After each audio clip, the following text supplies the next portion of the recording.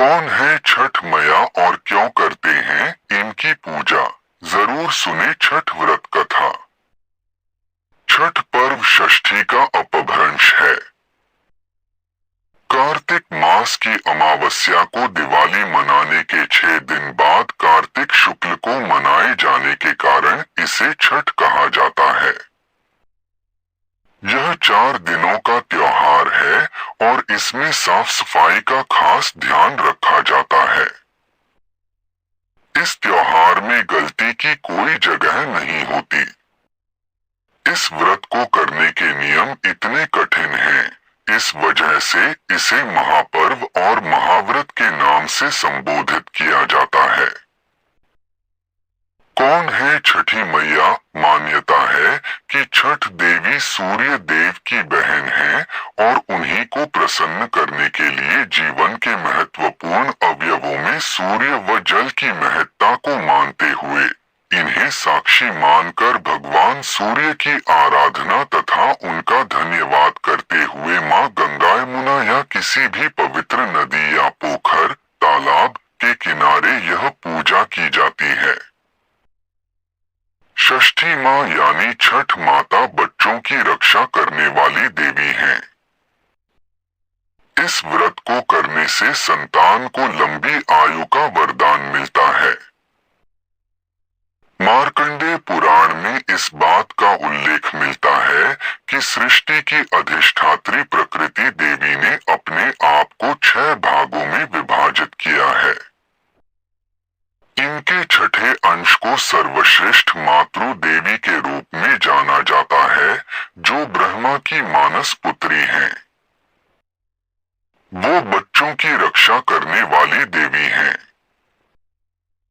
कार्तिक मास के शुक्ल पक्ष की षष्ठी को इन्हीं देवी की पूजा की जाती है। शिशु के जन्म के 6 दिनों बाद इन्हीं देवी की पूजा की जाती है।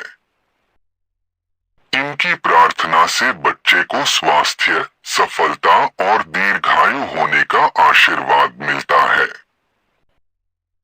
पुराणों में इन्हीं देवी का नाम कात्यायनी बताया गया है, जिनकी नवरात्रि की षष्ठी तिथि को पूजा की जाती है। छठ व्रत कथा के अनुसार प्रियव्रत नाम के एक राजा थे। उनकी पत्नी का नाम मालिनी था।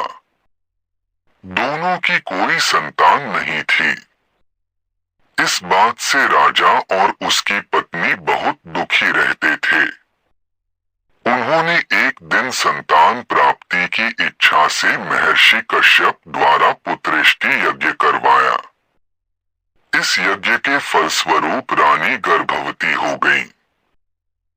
9 महीने बाद संतान सुख को प्राप्त करने का समय आया तो रानी को मरा हुआ पुत्र प्राप्त हुआ।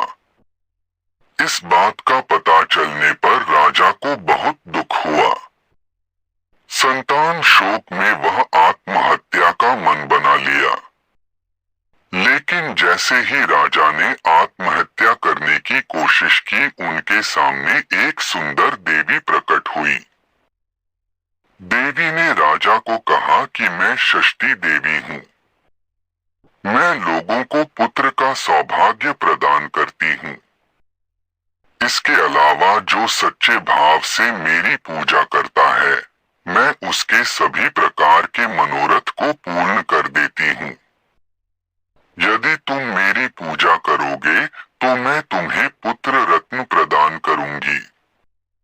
देवी की बातों से प्रभावित होकर राजा ने उनकी आज्ञा का पालन किया।